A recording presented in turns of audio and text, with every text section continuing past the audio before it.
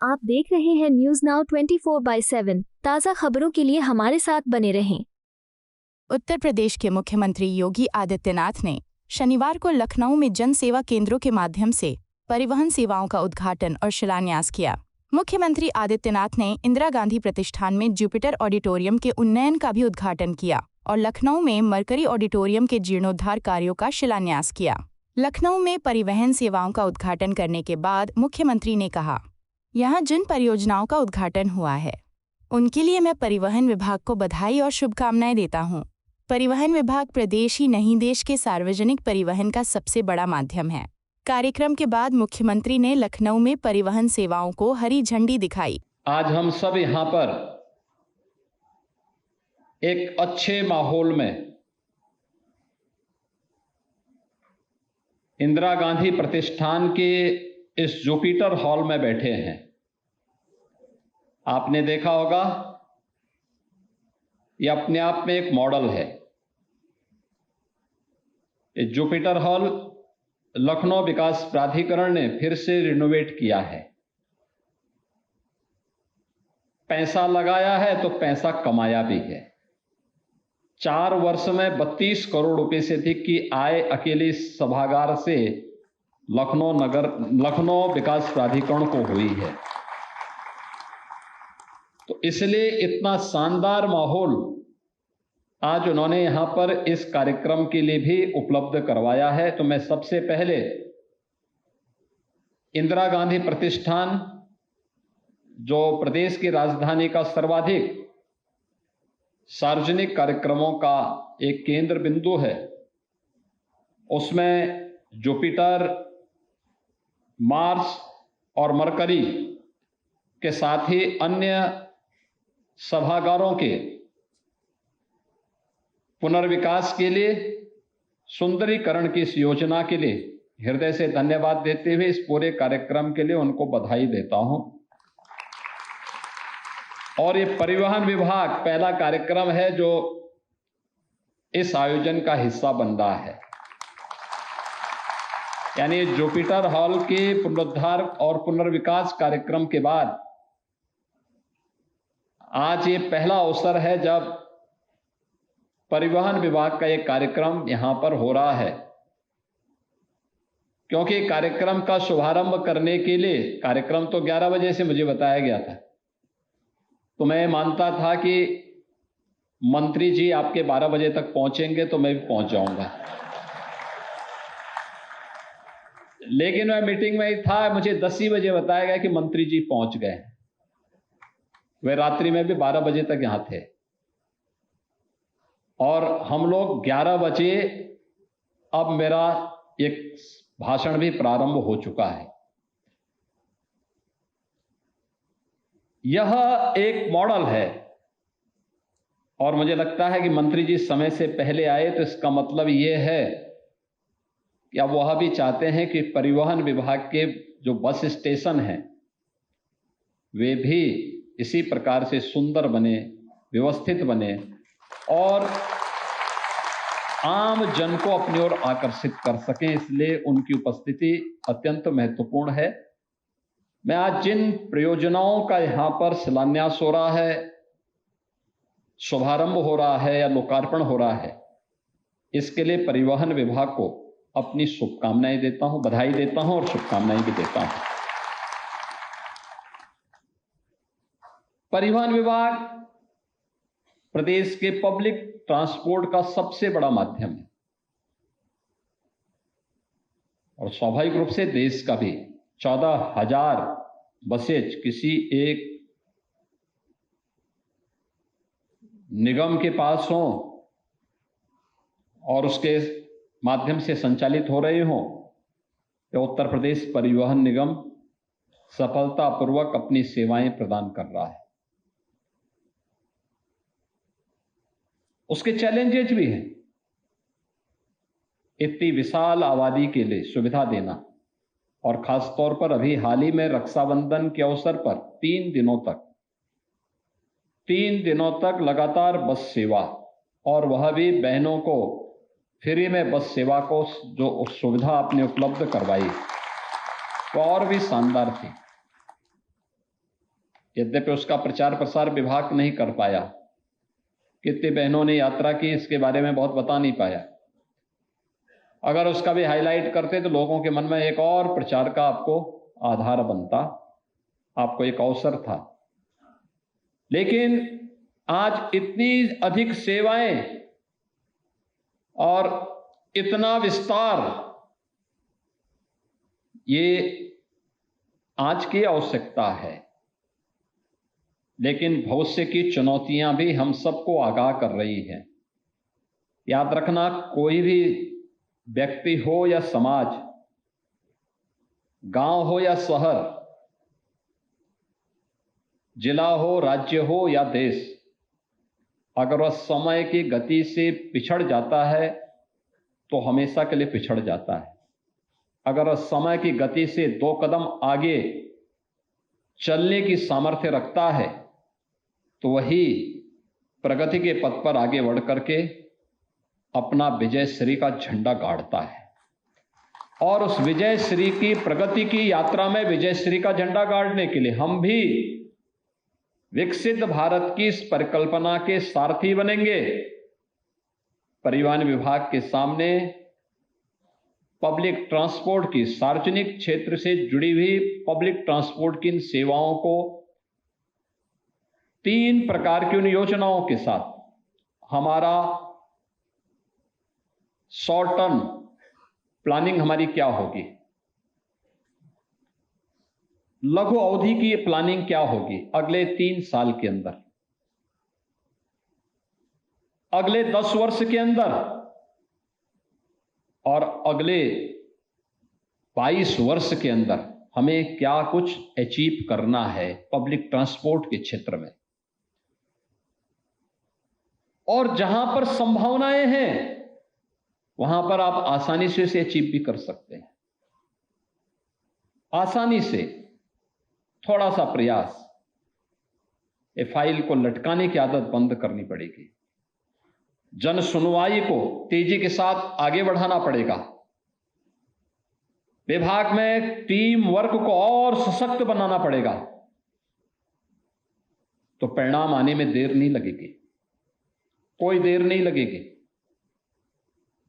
और परिवहन विभाग ने करके दिखाया है। 2019 में प्रयागराज कुंभ, 2020 में वैश्विक महामारी कोरोना के दौरान जब 1 करोड़ कामगार और श्रमिक देश और से अलग अलग क्षेत्रों से अपने अपने गांव के लिए प्लान किए थे, न केवल उत्तर प्रदेश, बिहार, झारखंड, वेस्ट बंगाल, उड़ीसा, असम, इन सभी राज्यों से जुड़े हुए कामगार और श्रमिक इन 6 राज्यों से, उत्तर प्रदेश में सर्वाधिक थे, फिर बिहार के थे, वेस्ट बंगाल के थे, झारखंड थे, उड़ीसा था, असम था। वहां के लोगों को, उत्तर प्रदेश वासियों को उनके गांव तक और उत्तर प्रदेश के बाहर के जो कामगार और श्रमिक थे उन्हें उत्तर प्रदेश की बॉर्डर तक, सीमा तक। उत्तराखंड के प्रवासियों को हम लोगों ने उत्तराखंड के अंदर, जहां वहां की सरकार ने मांग की थी, देहरादून, हल्द्वानी और अन्य स्थलों पर, हरिद्वार तक पहुंचाने का में योगदान दिया था। तो मध्य प्रदेश के अंदर भी कुछ जगहों पर, राजस्थान, मध्य प्रदेश के अंदर भी कुछ स्थानों पर परिवहन विभाग के हमारे जो कर्मचारी थे, चालक परिचालक थे, उन्होंने सफलतापूर्वक उनको वहां तक पहुंचाने में अपना योगदान किया था।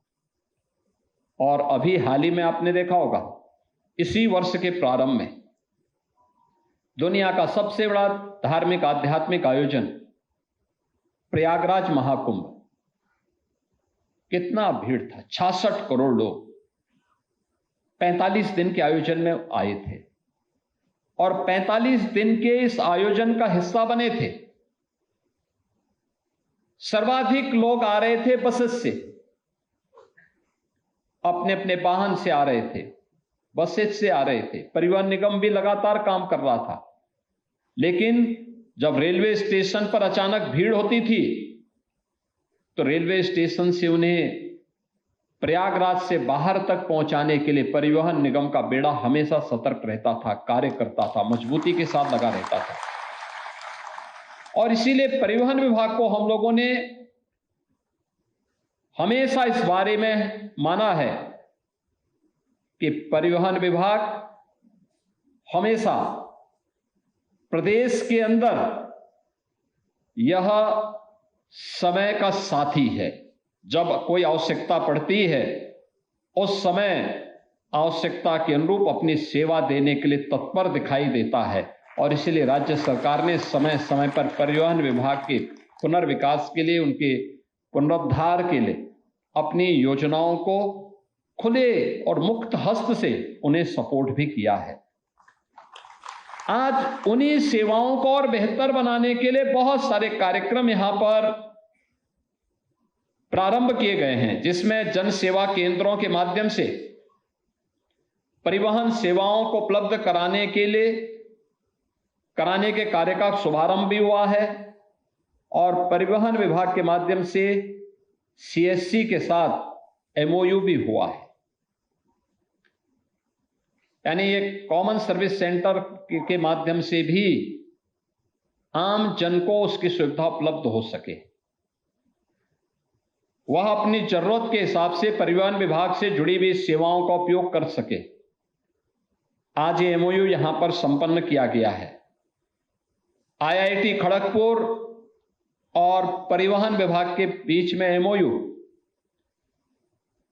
यह इस विभाग में तकनीक का उपयोग करते हुए सड़क सुरक्षा के मानकों को कैसे हम आज नेशनल एवरेज से भी अच्छा करने में सफल हों, जो हमारे लिए एक चुनौती बनी हुई है, उसका भी एक एमओयू यहां पर संपन्न हुआ है। इंटरनेशनल ड्राइविंग परमिट की एक नई बुकलेट का भी विमोचन हुआ है और सरल परिवहन हेल्पलाइन का भी 149 की हेल्पलाइन भी जारी हुई है। 149 की हेल्पलाइन एक सामान्य पैसेंजर के लिए बहुत महत्वपूर्ण है, क्योंकि जब आपने डिजिटल बस ट्रैकिंग ऐप का शुभारंभ कर दिया है तो ये ऐप के साथ साथ हेल्पलाइन एक सामान्य नागरिक को अत्यंत मदद करेगा अपने परिजन के बारे में, अपने नातेदार रिश्तेदार के बारे में कि वह व्यक्ति कहां पर पहुंचा है, कहां पे व्यवस्था है, क्या सुविधाएं हैं। आज यहां पे इसके साथ ही पीपीपी मोड के अंतर्गत जो हम लोगों ने बस स्टेशनों को यहां पर प्रदेश के अंदर बनाया है, उनका उद्घाटन और शिलान्यास का कार्यक्रम भी हो रहा है, जो 82 करोड़ रुपए की लागत से हैं। और पीपीपी मोड पर विकसित किए जाने वाले जो बस स्टेशन हैं, 23 बस स्टेशन हम लोगों ने अब तक इसके लिए अनुमोदन कैबिनेट से दिया है, जिसमें से 7 का शिलान्यास हो रहा है, लेकिन शेष 16 भी तत्काल तैयार हो जाए।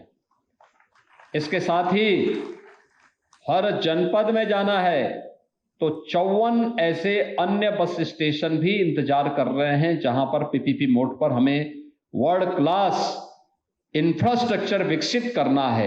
एक छत के नीचे बस स्टेशन भी होगा, रेस्टोरेंट भी होगा, यात्री चालक परिचालक की सुविधा, उनके लिए भी फैसिलिटेशन सेंटर होगा, तो वहां पर होटल आदि की सुविधा भी हो। कोई पैसेंजर आया है, उसको ठहरना है, उसकी सुविधा हो, पार्किंग की उचित व्यवस्था भी हो। ये सभी चीजें हमें इसके माध्यम से विकसित करनी होंगी। एडीटीसी के 4 नवीन केंद्रों के प्रमाण पत्र भी यहां पर आज जारी किए गए हैं। आरबीएसएफ के 4 नवीनतम केंद्रों के भी प्रमाण पत्र आज यहां पर जारी किए गए हैं और 4 नवीनतम ऑटोमेटेड टेस्टिंग सेंटर के निवेशकों को भी प्रमाण पत्र वितरित किए गए हैं। जन सेवा केंद्रों के माध्यम से परिवहन सेवाएं उपलब्ध कराने के विषय में भी यहां पे प्रमाण पत्र दिए गए हैं और राष्ट्रीय ग्रामीण आजीविका मिशन के अंतर्गत महिला स्वयंसेवी समूह को से जुड़े हुए 3 महिलाओं को भी जो योग्य थी, दक्ष थी, उन्हें नियुक्ति पत्र भी यहां पर वितरित किया गया है। ये इन सबके साथ साथ इलेक्ट्रिक बस सेवा भी आज कुछ क्षेत्रों में प्रारंभ हो रही है। यानी इतना सब कुछ होने के बाद भी हम इस बात को हमें ध्यान में रखना होगा कि कुछ चीजें हैं जिसको हम लोग और अच्छा कर सकते हैं, बहुत अच्छा कर सकते हैं। एक सड़क सुरक्षा हमारे सामने एक चैलेंज बना हुआ है, सड़क सुरक्षा। और बार बार हम इस बात को कहते हैं कि सड़क सुरक्षा, सड़क पर चलने वाले एक एक व्यक्ति की सुरक्षा हमारी जिम्मेदारी बनती है। इसके प्रति जागरूकता पैदा करना, आम जन को जागरूक करना, आम जन को इसके प्रति सतर्क बनाना, उसके लिए उन्हें मानसिक रूप से तैयार करना। कोरोना कालखंड में वैश्विक महामारी के दौरान 3 वर्ष में हम लोगों ने जितने लोगों को नहीं खोया, उससे ज्यादा लोग हम हर वर्ष सड़क दुर्घटनाओं में खोते हैं और नौजवानों को खोते हैं। परिवार का परिवार समाप्त हो जाता है। एक चुनौती है ये समाज के लिए, प्रदेश के लिए, देश के लिए। केंद्र की सरकार भी और माननीय उच्चतम न्यायालय भी कई बार चिंता व्यक्त कर चुका है कि सड़क सुरक्षा हमारे लिए एक चुनौती है, लेकिन जागरूकता का अभाव, बेहतर समन्वय को बनाए रखते हुए व्यापक जन जागरण के माध्यम से हम इसको फेज वाइज न्यूनतम स्तर पर लाने में सफल हो सकते हैं, न्यूनतम स्तर पर लाने में सफल हो सकते हैं। याद करिए, अगर आपके कारण किसी पैसेंजर की जान बचती है तो प्रचार आपका अच्छा होगा, लोगों के मन में एक सुरक्षित यात्रा की अवधारणा परिवहन निगम के बारे में बनेगी। आपके कारण अगर कहीं लापरवाही के कारण किसी यात्री की जान जाती है तो परिवहन निगम की बस सेवा भी बदनाम होती है और साथ साथ आपको आर्थिक हानि भी होती है। यानी आपको कंपनसेशन भी देना होता है। यानी दोहरे लाभ भी हैं तो दोहरे नुकसान भी हैं। अंततः भुक्तभोगी पूरे परिवहन विभाग को होना पड़ता है। हमारा प्रयास होना चाहिए कि जिनको भी हम ड्राइवर के रूप में रखते हैं, जिनके हाथ में भी बस की स्टीयरिंग दे रहे हैं, उनका नियमित रूप से मेडिकल और फिजिकल फिटनेस उनका होता रहे। नियमित रूप से हर 3 महीने में कैंप लगाइए, हर 3 महीने में उनकी मेडिकल फिटनेस के कार्यक्रम प्रारंभ होने चाहिए और खासतौर पर आंखों के चश्मे तो जरूर दिखवाइए, क्योंकि पता लगा कि सामने दिखाई नहीं दे रहा और फिर वे स्टीयरिंग पकड़ करके चले जा रहे हैं, अंदाजे से चले जा रहे हैं। अंदाजे से आप किसी कार्यक्रम का हिस्सा बन सकते हैं, लेकिन सड़क पे बस लेकर के चल करके दूसरों की सुरक्षा के साथ खिलवाड़ करने की छूट नहीं दी जा सकती है और इसको हमें ध्यान में रखना होगा। इसमें कोई भी व्यक्ति उसकी चपेट में आ सकता है। आपके हमारे परिचित कोई भी हो सकते हैं। हमारे लिए वो प्रदेश का नागरिक है, प्रदेश का बाहर का भी तो हमारा अतिथि है। उसके प्रति भावनात्मक लगाव हमारे मन में होना चाहिए और उसकी सुरक्षा, उसकी संरक्षा ये हमारी नैतिक जिम्मेदारी बनती है। हम उस जिम्मेदारी को अगर लें तो इस सड़क सुरक्षा के बारे में व्यापक जन जागरूकता, और IIT खड़गपुर इसमें अच्छा योगदान दे सकता है और हमारा प्रयास होना चाहिए कि हम IIT के साथ बैठें, हम लोग टेक्नोलॉजी का बेहतर उपयोग करें, यूपी पुलिस का भी सहयोग लें, परिवहन विभाग के अधिकारी भी उसमें सहयोग करें, PWD, नगर विकास और अन्य विभागों के साथ भी बेहतर समन्वय हो। हम देखें किन कारणों से हो रहा है। संस्थाओं को भी, इंस्टीट्यूशन को भी हमें अपने साथ सहभागी बनाना पड़ेगा। ट्रैफिक के नियमों के बारे में बेसिक और माध्यमिक शिक्षा से जुड़े हुए संस्थान, स्कूलों में व्यापक जन जागरूकता का कार्यक्रम बने। हेलमेट पहन करके चलने से कैसे लोगों की जान बच सकती है, शराब और पी करके या नशे में बस चलाना कितना खतरनाक हो सकता है, ओवर स्पीडिंग कैसे खतरनाक हो सकती है। अगर हम वाहन के फ्रंट सीट पे बैठे हैं तो सीट बेल्ट कैसे हमारे लिए सुरक्षित हो सकती है। इन सब के बारे में अगर हम विजुअल मीडिया के माध्यम से, डिजिटल मीडिया के माध्यम से, प्रिंट मीडिया के माध्यम से, सोशल मीडिया प्लेटफॉर्म के माध्यम से व्यापक प्रचार प्रसार करें, बहुत सारी जानों को बचा सकते हैं, बहुत सारी जानों को बचा सकते हैं। याद रखना, बहुत बार कानून लोगों को बुरा लगता है, लेकिन याद रखना यही कानून अंततः आपकी सुरक्षा और आपके संरक्षण का आधार बनता है। यही कानून बनता है। जब आप इन्फोर्स कर रहे होते हैं, जब आप लोगों को बता रहे होते हैं कि भाई नशे में गाड़ी मत चलाइए, हो सकता है कोई नशे का आदी व्यक्ति उस समय बुरा मानता हो, झगड़ा करता हो। जब आप किसी व्यक्ति को कहें, किसी अपने आप को बड़े दिखाने वाले व्यक्ति को बोलते होंगे कि भाई गाड़ी में आप फ्रंट सीट पे बैठ रहे हैं, सीट बेल्ट बांधिए, हो सकता है उस समय उसको बुरा लगता हो, लेकिन वही सीट बेल्ट उसकी जान को भी बचाएगा। जब आप किसी बाइक सवार को, बाइकर्स को कहते हैं कि भाई हेलमेट पहनिए, अगर आप हेलमेट नहीं पहनेंगे तो, जैसे पेट्रोल पंप ने इस समय अभियान चलाया है, नो हेलमेट नो फ्यूल, यानी अगर आप हेलमेट नहीं पहनेंगे तो आपको हम तेल नहीं देंगे। बहुत सारे लोग विवाद खड़ा करते हैं, उस समय उनको भले ही बुरा लग रहा होगा, लेकिन सच्चाई यह है कि पेट्रोल पंप वाले के हित में नहीं है, ये हित में वो बाइकर्स का हित में है कि वह अगर पहन करके चलाता है, दुर्भाग्य से कोई दुर्घटना होती तो कम से कम जान तो बच जाएगी।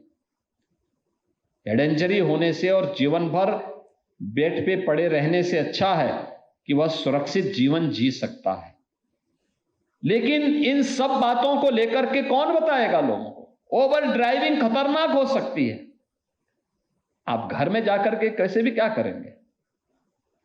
रात्रि भर क्यों चलते हैं? मैं तो मंत्री जी को भी कहता हूं, भाई क्यों आप रात्रि भर चल रहे हैं?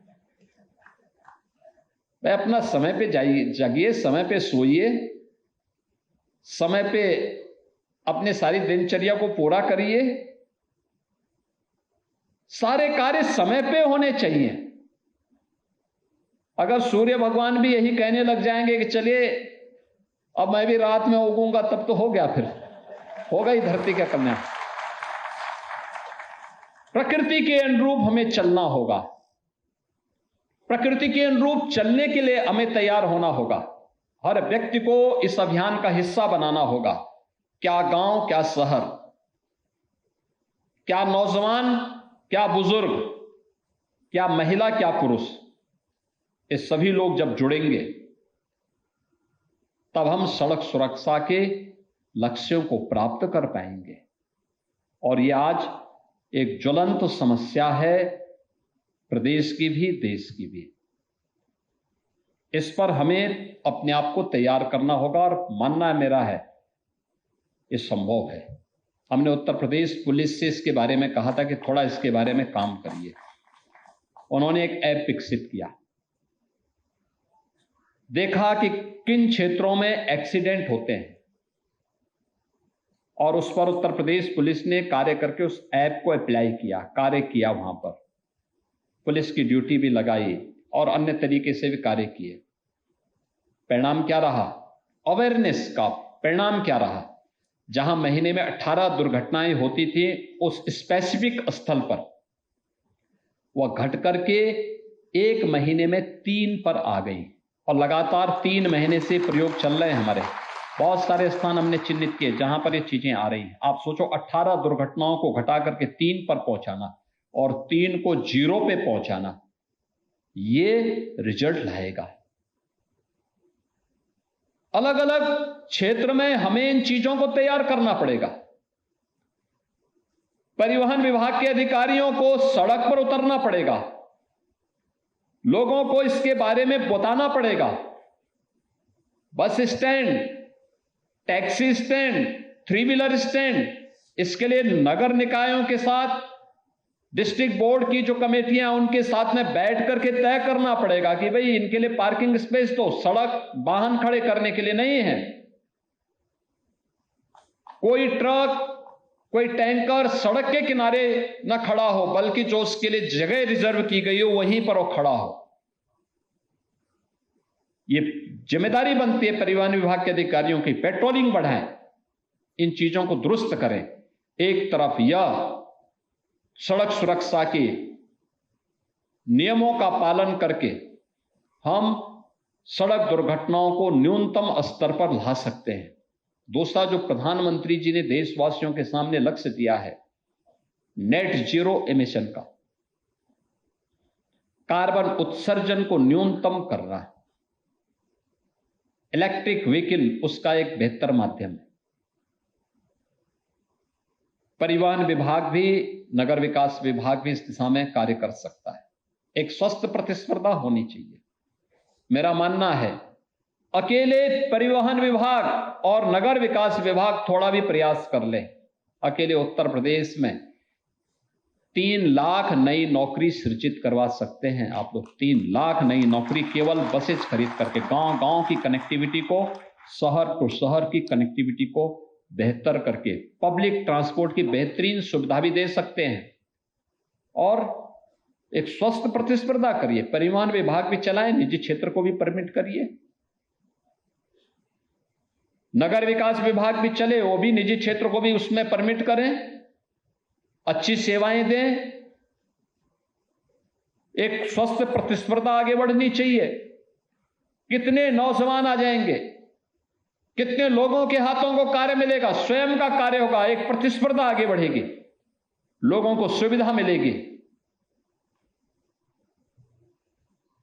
कोई नाबालिग, कोई अनट्रेन्ड व्यक्ति, वह 2 व्हीलर हो, 3 व्हीलर हो, 4 व्हीलर हो या बसेज हो या कोई ट्रक्स हो, इसकी स्टीयरिंग में न बैठे। यह हमें सुनिश्चित करना पड़ेगा। हमें इस व्यवस्था को आगे बढ़ाना पड़ेगा। बस स्टेशन हमारे क्यों नहीं वर्ल्ड क्लास हो, ये हो सकते हैं, प्रयास करना पड़ेगा। आप सोचिए ना, इस सभागार में अच्छा किया कि आज परिवहन मंत्री ने यह कार्यक्रम यहां पे किया। कितना शानदार माहौल में, आवाज भी नहीं गूंज रही है लेकिन सुनाई सबको दे रही है।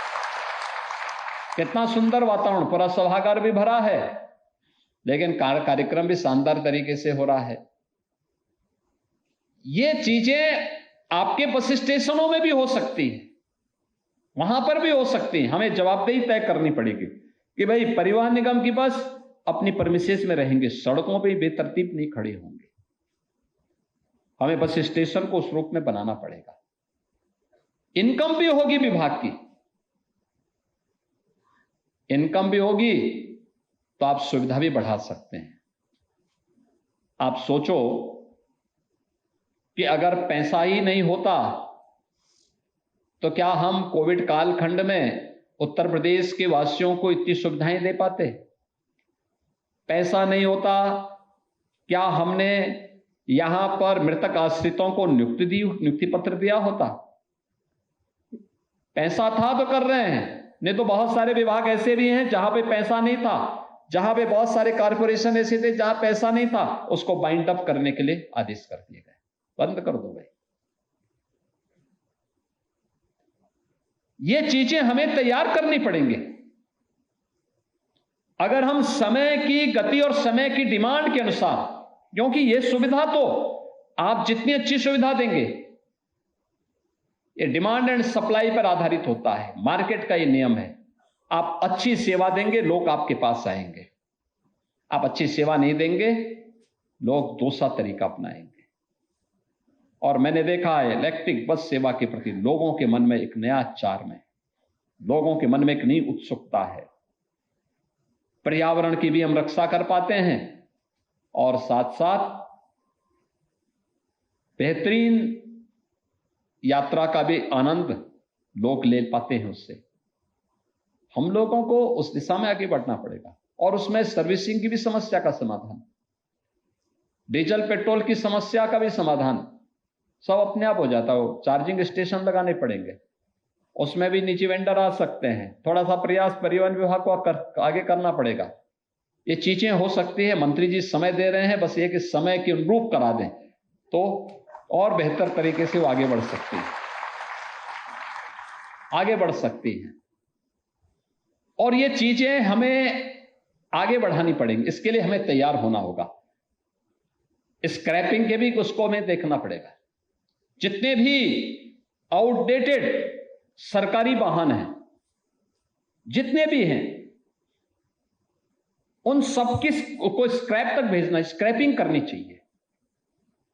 उसका भारत सरकार लाभ दे रही है।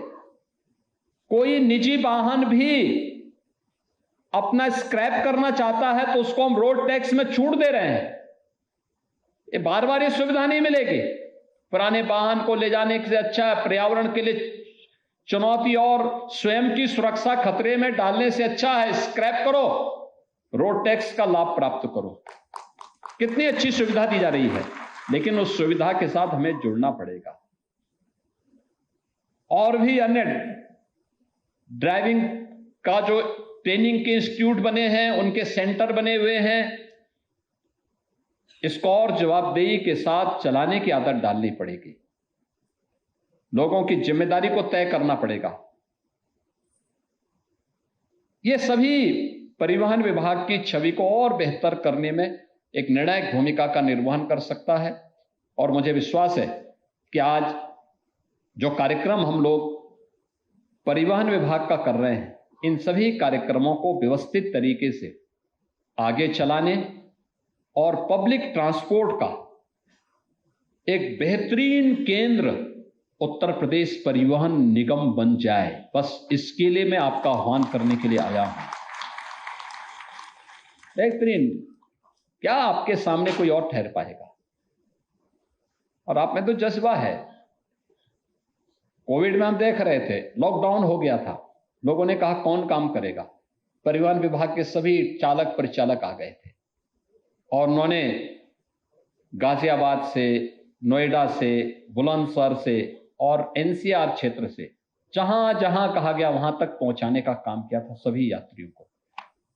राजस्थान के अंदर से भी कोटा में जो लोग कोचिंग कर रहे थे, एक साथ वहां से लोगों को लाने, उत्तर प्रदेश में उनके जनपदों तक पहुंचाने, उत्तराखंड में भी उन तक पहुंचाने तक का कार्य परिवहन निगम के ही हमारे चालक परिचालकों ने किया था।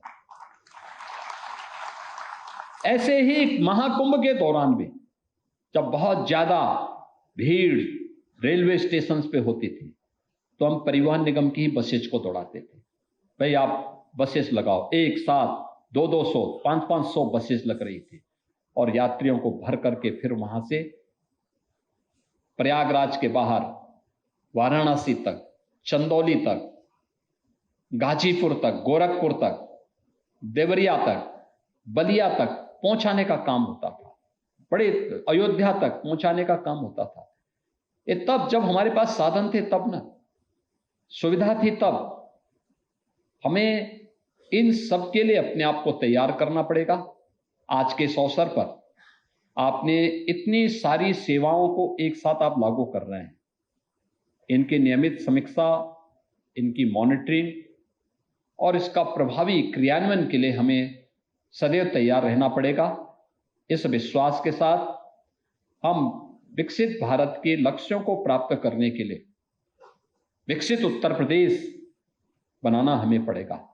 विकसित उत्तर प्रदेश के लिए शॉर्ट टर्म, मीडियम और लॉन्ग टर्म प्लानिंग जो विभाग की है, उसके तहत अपनी सेवाओं को और बेहतर आप कर पाएंगे। इस विश्वास के साथ मैं आज के इस अवसर पर उत्तर प्रदेश परिवहन विभाग को इन सभी योजनाओं की, इन सभी कार्यक्रमों की हृदय से बधाई देता हूं, अपनी शुभकामनाएं देता हूं और विश्वास करता हूं कि आप सड़क सुरक्षा के उस मानक को पूरा करने में सफल होंगे। आप सबके प्रति मेरी शुभकामनाएं हैं। धन्यवाद। जय हिंद। आपको यह वीडियो पसंद आया हो तो इसे लाइक करें, हमारे चैनल को सब्सक्राइब करें।